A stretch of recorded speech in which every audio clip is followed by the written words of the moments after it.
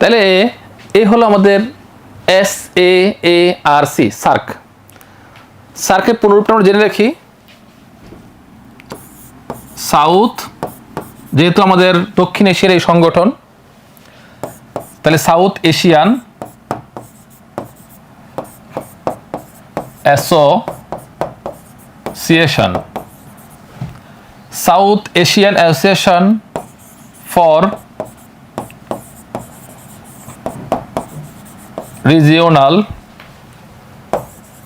Cooperation, অর্থাৎ দক্ষিণ এশিয়ার আঞ্চলিক সহায়তা সংস্থা।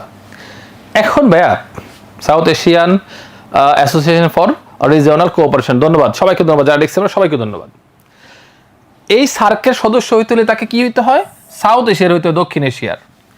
আচ্ছা, এবার আমাকে একটা উত্তর দিই আমরা, এই দক্ষিণ এশিয়ার বর্তমানে দেশ কয়টি আছে? ওকে ওকে 8টি দেশ। অলরেডি আমরা পড়ে ফেলছি এগুলা, 6টা লেকচারের মধ্যে এগুলো পড়ানো হয়েছে 8টা দেশের নাম। আচ্ছা, ওকে ফাইন। তাহলে এই সার্কের সদস্য হলো 8টি। কোন 8টি? যে 8টি দেশ হলো দক্ষিণ এশিয়ায় অবস্থিত। যদি আমরা দক্ষিণ এশিয়ার অঞ্চল পড়ছি, দক্ষিণ এশিয়ার দেশ কয়টি? 8টি। যদি আমি ওই 8টা দেশের নাম মুখস্থ করে ফেলি তাহলে কিন্তু আমার সার্কও পড়া হয়ে গেছে অলরেডি।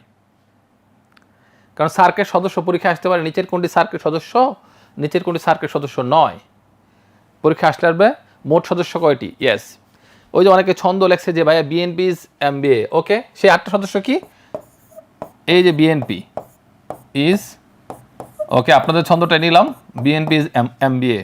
তাহলে B for Bangladesh, N for Nepal, P for Pakistan, I for India, S for Sri Lanka, M for Maldives, okay,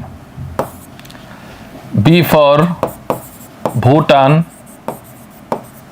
A for Afghanistan. Okay, প্রতিষ্ঠাকালীন সার্কের সদস্য ছিল 7টি। তাহলে পরীক্ষা যে প্রশ্ন আসে, সার্কের সদস্য 8টি, কিন্তু সার্কের প্রতিষ্ঠাকালীন সদস্য ছিল কয়টি? কেউ কি জানি?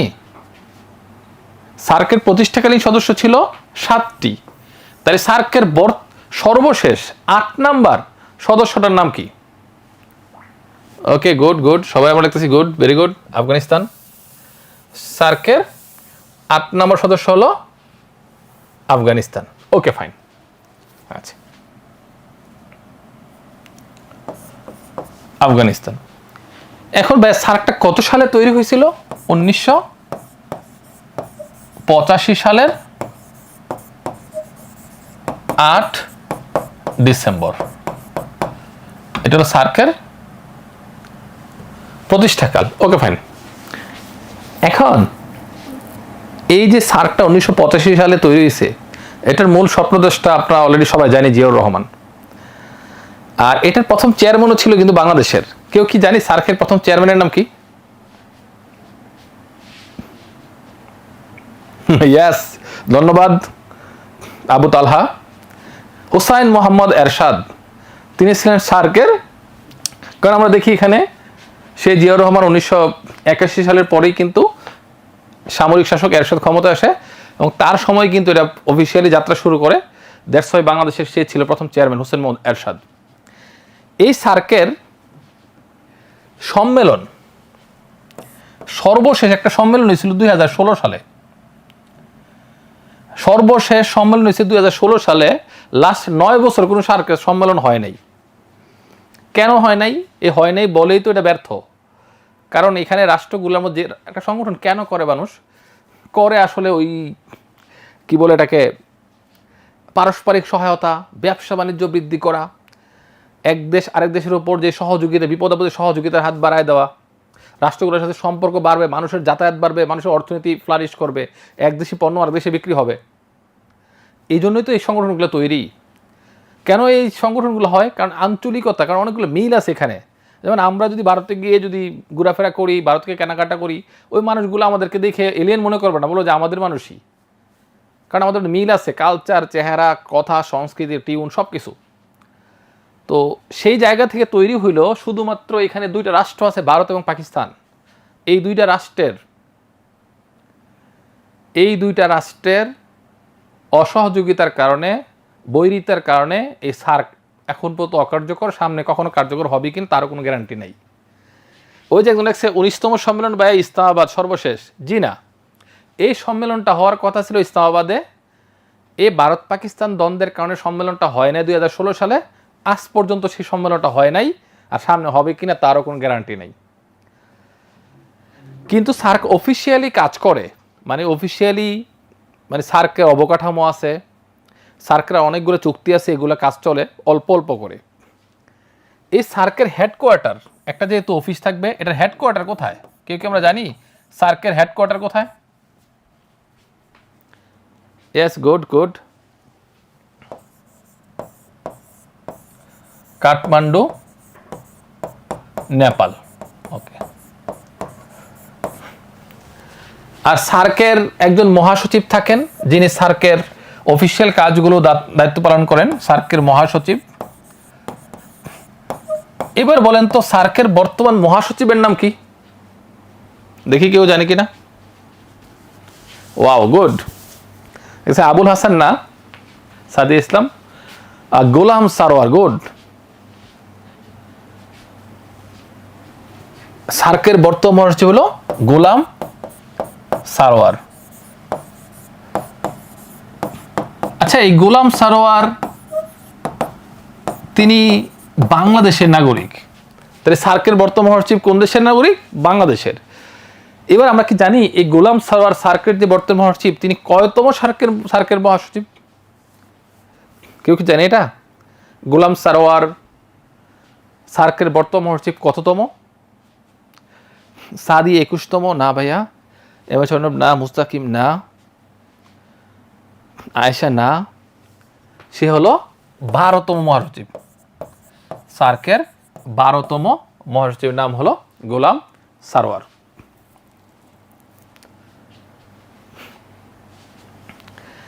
এবার ওনাদের স্যালারি দেয় কে? ওনাদের স্যালারি দেয় রাষ্ট্রগুলো যখন সদস্য হয় পৃথিবীর প্রত্যেকটা সংগঠনে। যেমন আমরা যদি কোনো সংগঠন করতে যাই, ফর এক্সাম্পল আমরা ঢাকা বিশ্ববিদ্যালয়ে পড়ি, আমরা 10 বন্ধু মিলে একটা সংগঠন বানাইলাম। কি করবো? এই সংগঠনের কাজ কি? এই সংগঠনের কাজ হলো ঢাকা বিশ্ববিদ্যালয়ে পরিষ্কার পরিচ্ছন্নতা অভিযান পরিচালনা করব। যেমন আমরা অনেকে আসি না, যে আইসক্রিম খেয়ে কাগজটা ফেলে দেই, জালমুড়ি খেয়ে ফেলে দেই, আমাদের কাজ হলো এগুলো পরিষ্কার করা।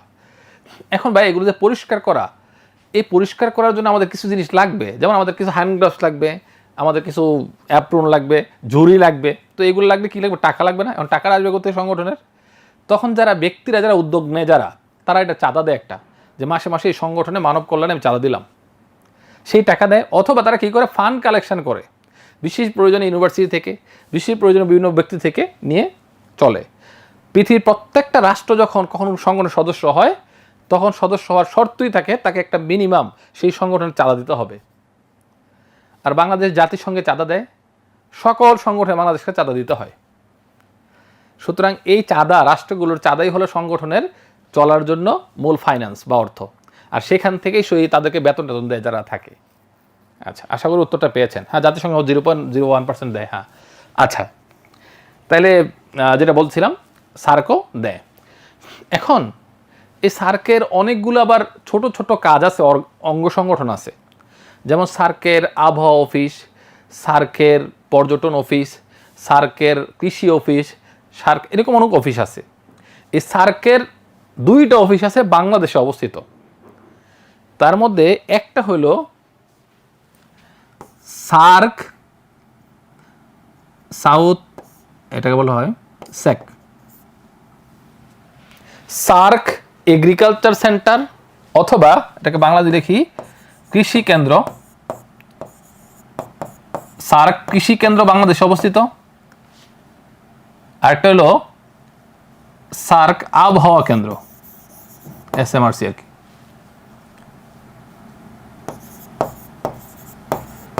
আবহাওয়া কেন্দ্র। তাহলে এই দুইটা কোথায় অবস্থিত?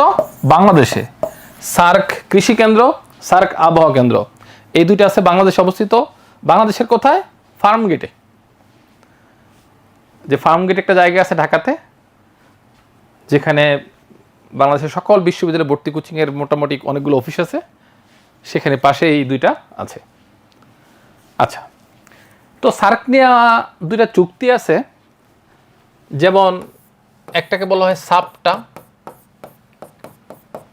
আরেকটা বলা হয় সাফটা। এগুলো চুক্তি নামেই আছে, আসলে কাজে ঠিক ওইভাবে নাই। সাউথ এশিয়ান প্রিফারেন্সিয়াল মানে অগ্রাধিকারমূলক ট্রেড এগ্রিমেন্ট, বাণিজ্য চুক্তি। South Asian free trade agreement, তার মানে আমরা বুঝতেছি এই দুটা চুক্তি কেন করা হয়েছে? ব্যবসা বাণিজ্য করার জন্য।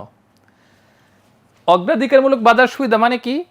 একটা রাষ্ট্র আরেকটা দেশে পণ্য বিক্রি করবে, তো সেই যেই পণ্যগুলো বিক্রি করবে ওই রাষ্ট্রগুলো অগ্রাধিকারের ভিত্তিতে ওই পণ্যগুলোর উপরে কোনো শুল্ক বা ট্যাক্স আরোপ করবে না। এখন অনেকে এখানে আছে, ভাই আপনি বলছেন ট্যাক্স আরোপ করবেন, এটা মানে তো বুঝি না। আচ্ছা, সহজ করে বলি।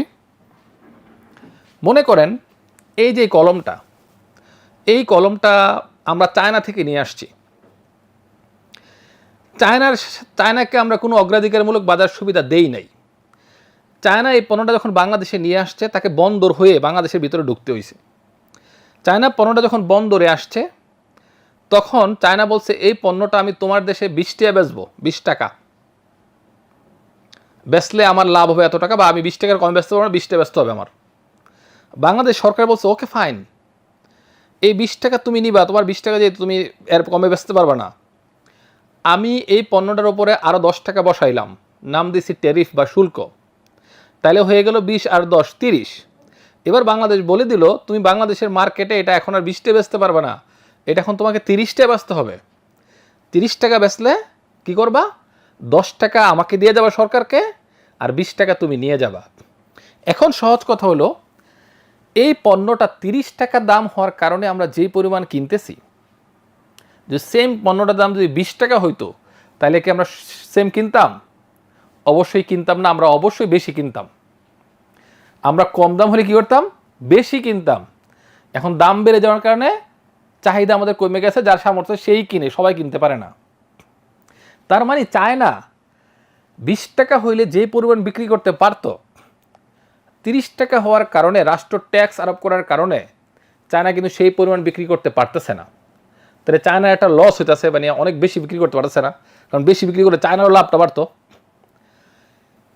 এই যে শুল্ক, কোনো শুল্ক থাকবে না, এই কম দামে পণ্য বিক্রি করা যাবে, এক দেশ গিয়ে আরেক দেশে করতে পারবে, সেটাকেই বলা হয় প্রিফারেন্সিয়াল ট্রেড এগ্রিমেন্ট।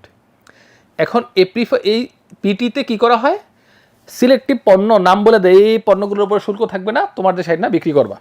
আচ্ছা, কিন্তু ভাইয়া এই যে এফটিএ ফ্রি ট্রেড এগ্রিমেন্ট, এইটার পরের ধাপ হলো এটা। অর্থাৎ এটা যদি বাস্তবায়ন হয়, তাহলে ফাইনালি লাস্টে এখানে কয়েকটা পণ্যের উপরে ট্যারিফ আছে, আর এখানে কোনো পণ্যের উপর ট্যারিফ নেই। এফটিএ মানে হলো ফ্রি ট্রেড এগ্রিমেন্ট, কোনো বাধা থাকবে না, এক দেশ আরেক দেশে গিয়ে পণ্য খালি বিক্রি করবে। এখন এগুলো এখানে হয়েছে, ইউরোপে এই জিনিসগুলো খুবই ভালো, তাদের সিস্টেম, তারা নিজেরা খুবই ফ্রি, কিন্তু আমাদের এখানে হয় না। কেন হয় না? কারণ আমাদের রাষ্ট্রগুলোর মধ্যে সহযোগিতার, বিশ্বাসের ঘাটতি, বড়ই অভাব, এখানে ঘাটতি অনেক বেশি। তো যাই হোক, তারপরেও যেহেতু এটা ফাংশন করতেছে না, কেন? Because of India Pakistan crisis, India Pakistan দ্বন্দ্ব। এখন ভাইয়া এই যে ইন্ডিয়া পাকিস্তান দুইটা রাষ্ট্র গ্যাঞ্জাম করতেছে, তাইলে এই সংগঠনের সবাই মিললে উচিত না বৈশা এই দুইটারে বুঝানো যে ভাই, যে তোরা গ্যাঞ্জাম করিস না, গ্যাঞ্জাম করলে আমাদের সংগঠনের সমস্যা হচ্ছে, আমরা ব্যবসা বাণিজ্য করতে পারছি না, এই অঞ্চলে বিপদ তৈরি হচ্ছে। কিন্তু এই আলোচনাটা এই সংগঠনে করা যাবে না। কেন করা যাবে না? কারণ এই সংগঠনের গঠনতন্ত্রে বলা আছে, এই সংগঠনের ভিতরে কোনো রাষ্ট্রের দ্বিপাক্ষিক বিষয় নিয়ে, দুইটা রাষ্ট্রের বিষয় নিয়ে, দ্বিপাক্ষিক বিষয় নিয়ে কোনো আলোচনা করা যাবে না। কমন গ্রাউন্ড যেমন জলবায়ু, অর্থনীতি, পর্যটন, এই ধরনের ইস্যু নিয়ে আলাপ করা যাবে। কোনো রাষ্ট্রের দ্বিপাক্ষিক সমস্যা নিয়ে এখানে কি করা যাবে না? আলাপ করা যাবে না। তাহলে মোটামুটি আমরা সার্ক নিয়ে বেশ অনেক কিছু শিখলাম, জানলাম। তো আই থিঙ্ক এগুলো জানলেই সার্ক থেকে এনাফ আমাদের জন্য।